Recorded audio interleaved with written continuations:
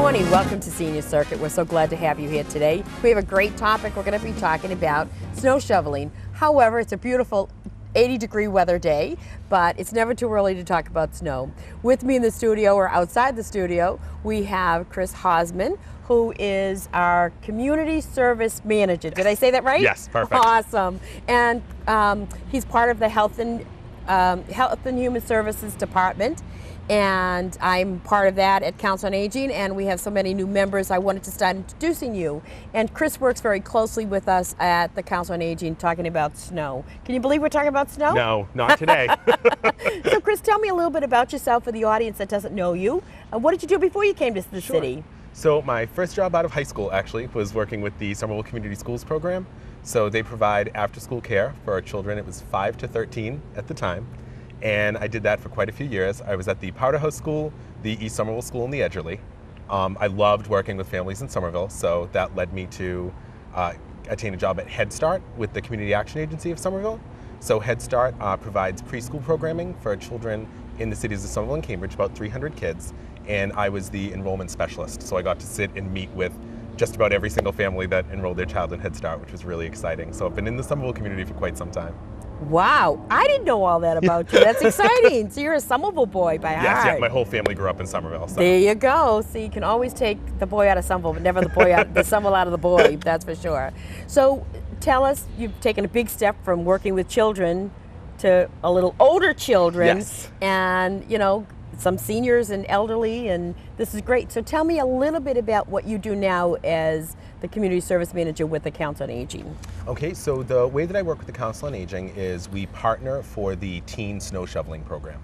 And what the Teen Snow Shoveling Program does is it links local teens with local seniors who need shoveling help. So my role in that is that I recruit the teens through Somerville High School and other private schools and preparatory schools throughout the city to see who's interested in participating on the teen end of the program. So as a community manager, is that something that you do as a job in the whole? Yes, so my job entails the Youth Jobs Program, so the Mayor's Summer Jobs Program and the Teen Snow Shoveling Program. So figuring that the recruitment is similar and it's a nice way to connect with the community in 2 different seasons. That's great. And we'll get into how to volunteer and do a little bit of that later on in the conversation. But so how do you find these, because how do you talk about snow shoveling, especially when it's a day like today? So actually, believe it or not, we start recruitment probably I would say mid-September.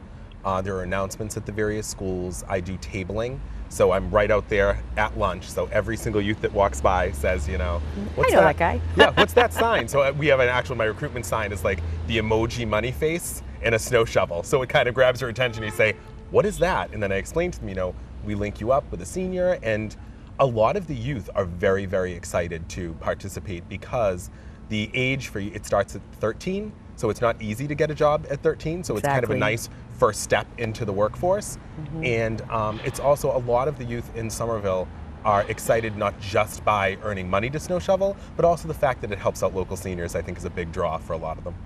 It's really a terrific concept, and we've been doing this program for a long time, and I have to tell you, last year was the best year ever. Excellent. Ever. And I know you and Connie have really had a great partnership and worked well together on this, but we had 0 complaints. It was wonderful. Everybody was fulfilled. There wasn't a problem. So thank you, really, for the hard work that you and Connie put into this. But how are you teaching, what are you trying to get to, not just a job, but what are you teaching the kids? What do you hope they get out of this? So what I hope they get out of this is, I think it's very important to learn that you have a connection to your community. You have a responsibility to your community. So it teaches them that when I pair you up with a senior, that person is dependent on you sometimes to leave the house during the winter. So just the amount of responsibility that it takes for a young person to take that on willingly and knowingly and show up when they're supposed to, I think that it teaches job skills and life skills. You know, it's one thing to be on time for a job where you're in retail, you do it out of a work ethic. Mm-hmm. But when your job is directly tied to someone in your community, it definitely teaches you a different type of skill. That is such an amazing thing, because I think it's really what we are about here in Somerville, is Somerville first, Somerville one, you know, really working together as a team. And what a better way to start somebody in the workforce or somebody in a community event by helping one another. And I think it is twofold, wouldn't you say?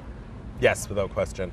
Because they're earning a little bit of money, they're meeting somebody, they're finding out, a lot of times we've heard in the past kids say, I don't want to go work for Mrs. Smith because she's cranky.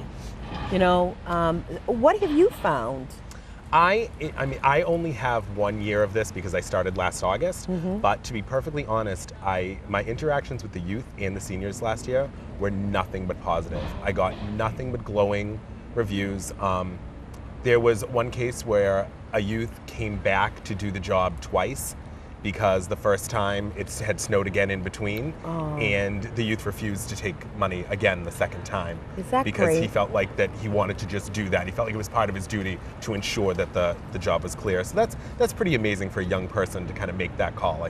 I was very impressed by that. That is amazing, and I bet you have more stories like that. I know one story that we had that I'll just throw out there was, I think she was either 89 or 90 years old, and she called and she said, I felt so alone. And when he showed up at my door, I just felt so much better. I was so afraid of getting a ticket or having to leave on an emergency.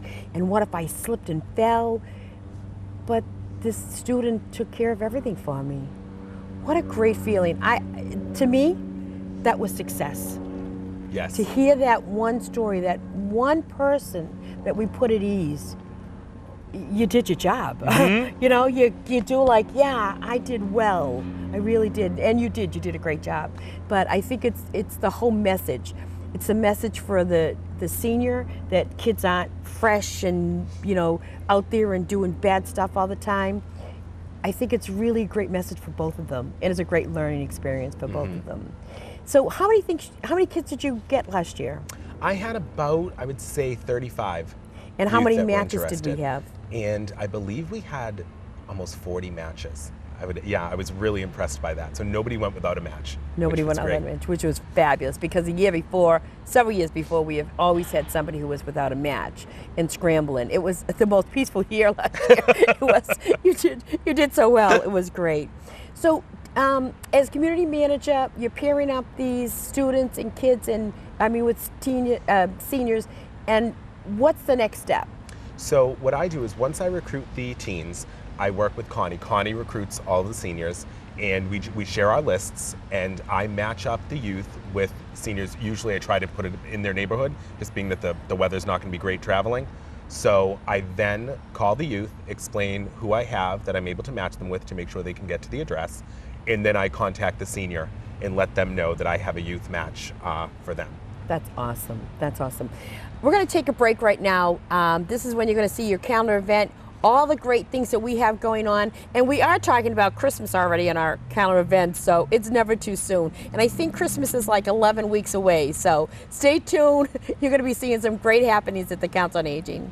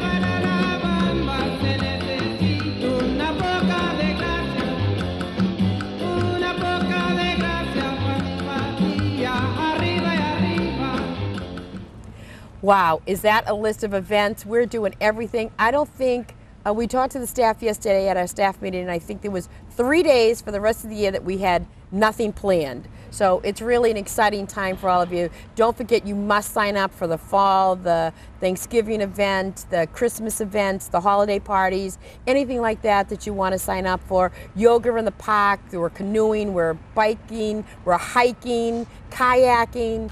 There's so many different things that we're doing. Our health fair is coming up. You won't want to miss that. We'll be taping that for those of you who can't get out. We'll be doing a cooking show fairly soon, so you'll want to watch out for that. But we are here today talking with Chris, who's the community service manager for the city, and that's a mouthful, but he's doing a fabulous job at everything he does. And we're talking about pairing up students and or teens and seniors for snow shoveling. And last year we had a great event. Nobody went without a snow shoveler, and we know it'll be better this year. We've set high expectations because you did such a good job last year. But one of the things that you have to do is you have to have an application. So I thought I would quickly go through that.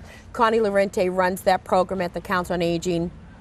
We have to query everybody. You have to fill out an application. You have to tell us what you want so we can pair that student up.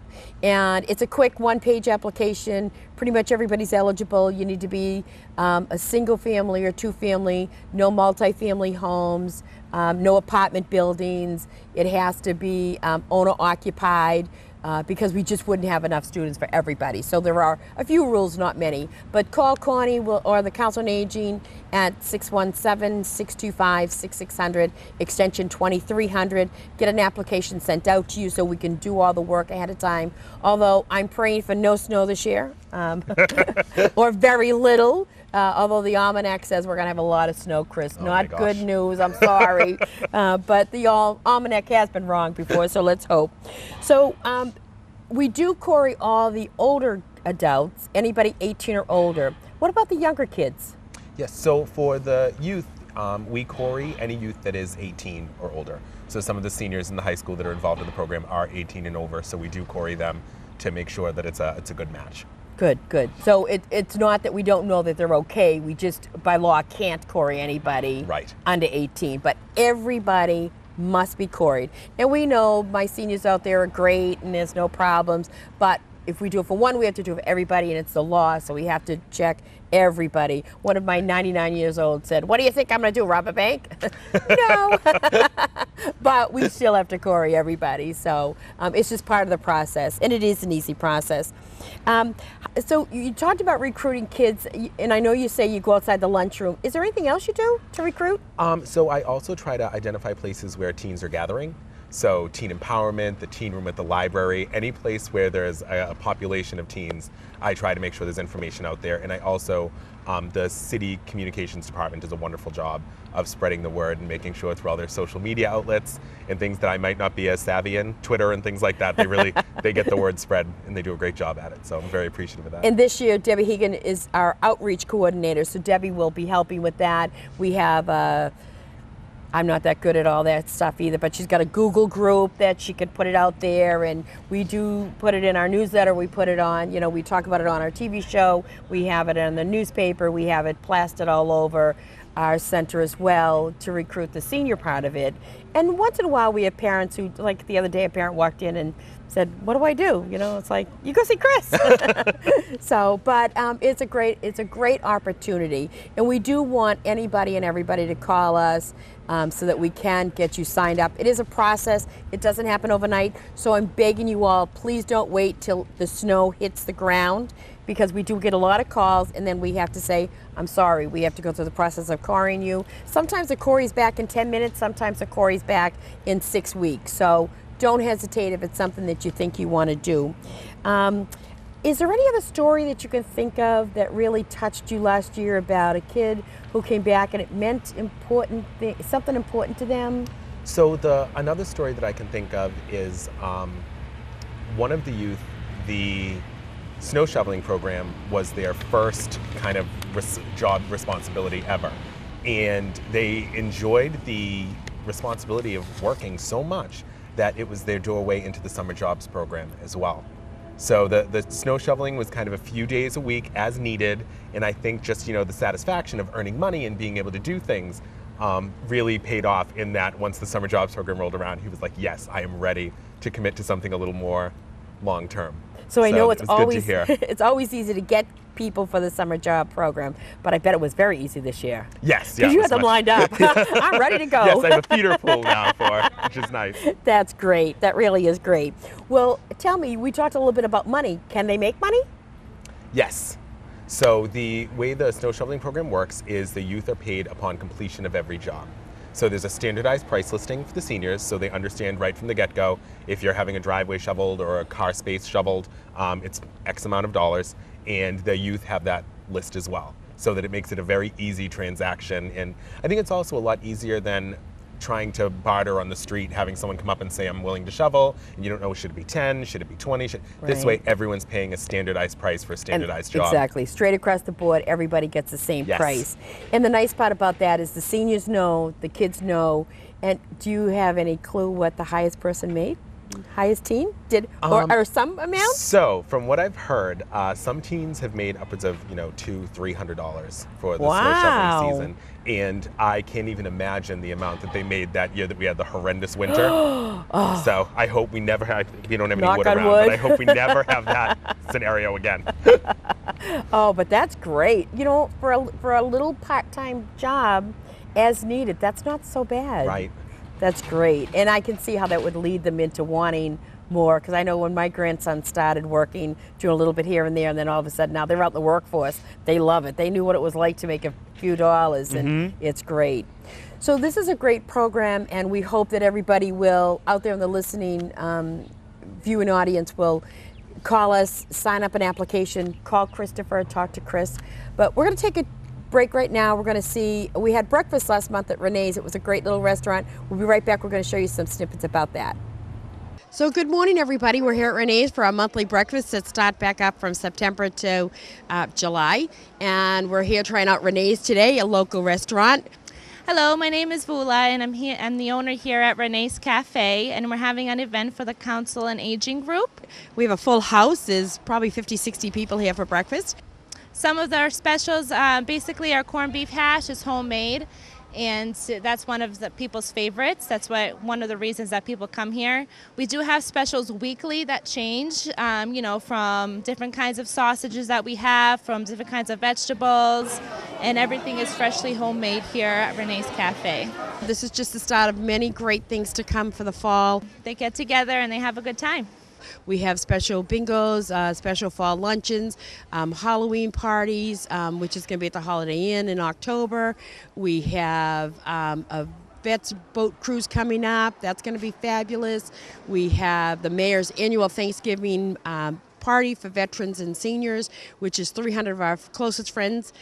So we have a great time. We have all of our holiday parties coming up, our bazaars coming up. We're going to New York. If you want to go to New York with us, we're doing Mohegan Sun. We have a trip to Wildwood coming up. We have so many different things. Our calendar event is full all the way to December. Can you believe we're talking about December and Christmas? I can't believe it.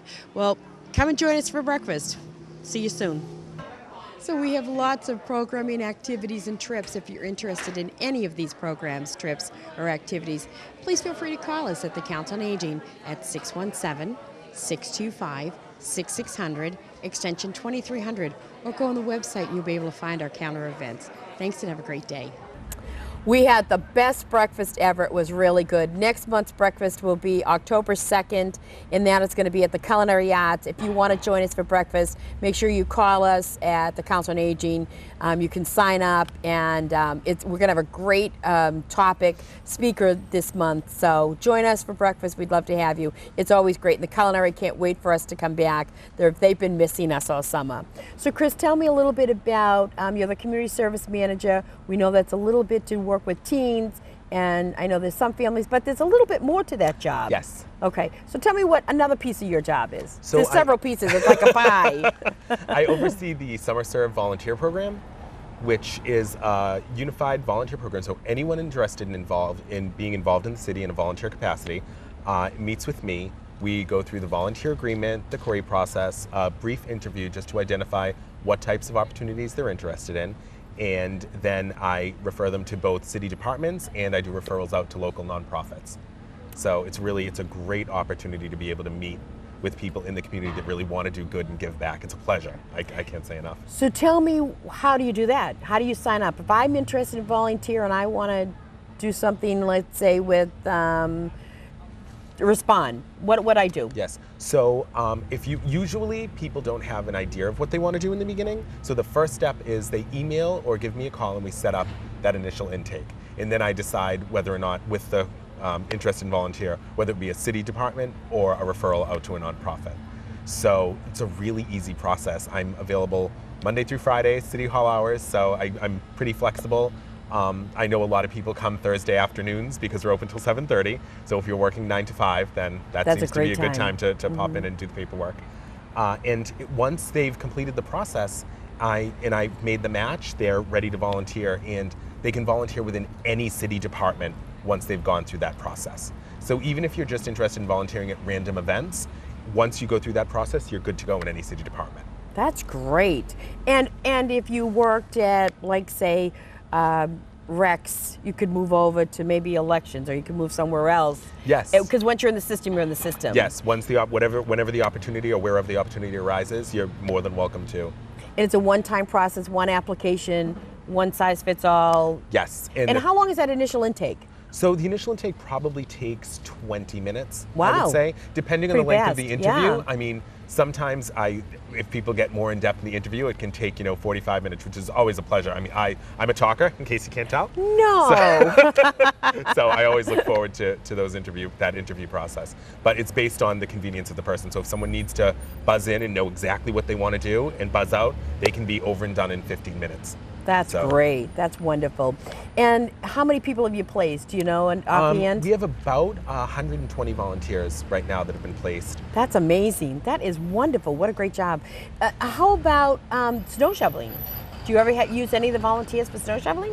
So the snow shoveling program is distinctly separate from the volunteer program. Okay. But there is a volunteer snow shoveling program that's done outside of the city departments. I have seen that on the website, and I just wanted to quickly touch base. I didn't know if that fell under you also. Yes, yeah, no, that's not one of mine.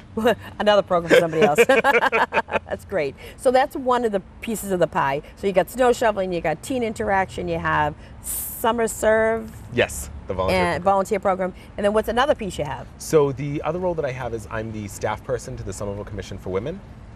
So the Somerville Commission for Women is a group of Somerville residents that work to be an equalizing force for women in the city.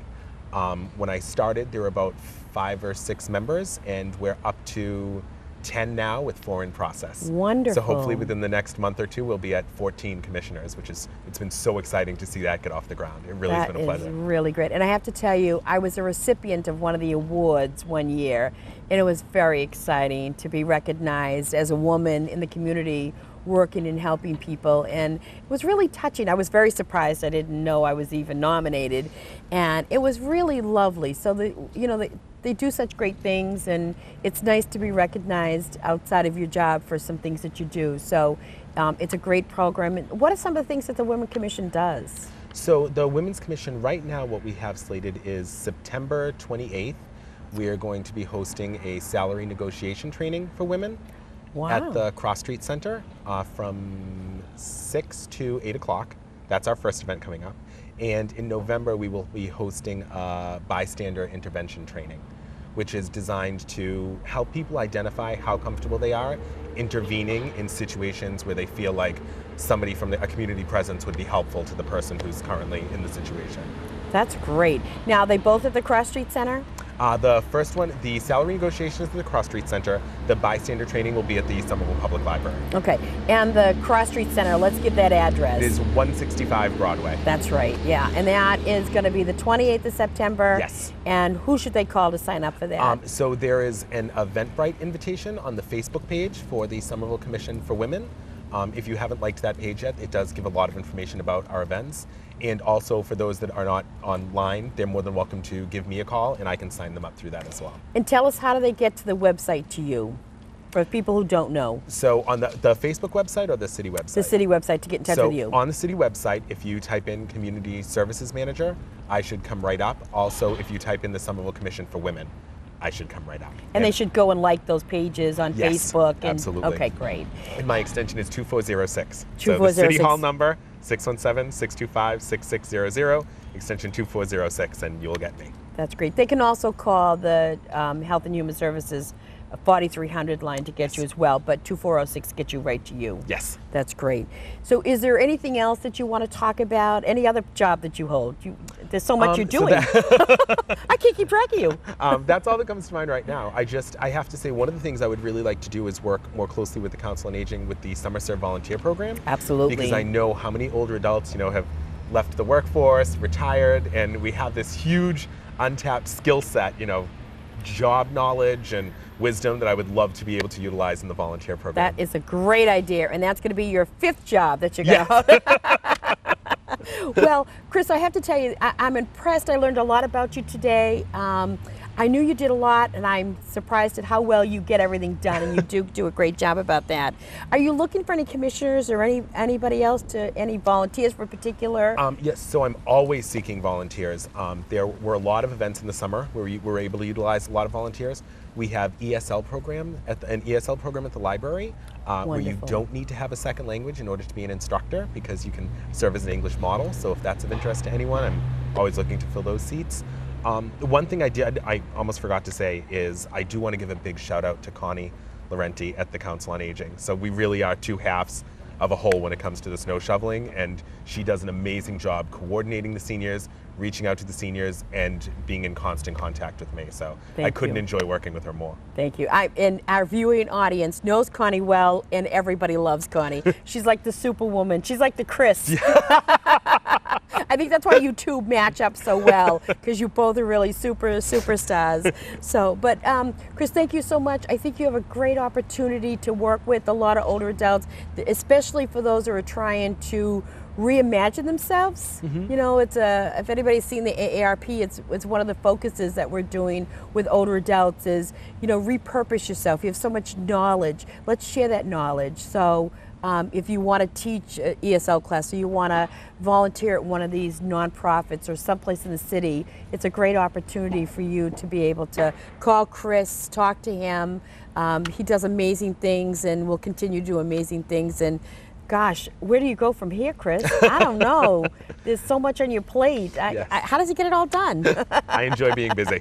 Well, thank you. So I want to say in just our last minute, thank you so much, Chris, for being here, for all you do. Snow shoveling applications, it's really important to get it done early, get it done quickly so we can get you quarried.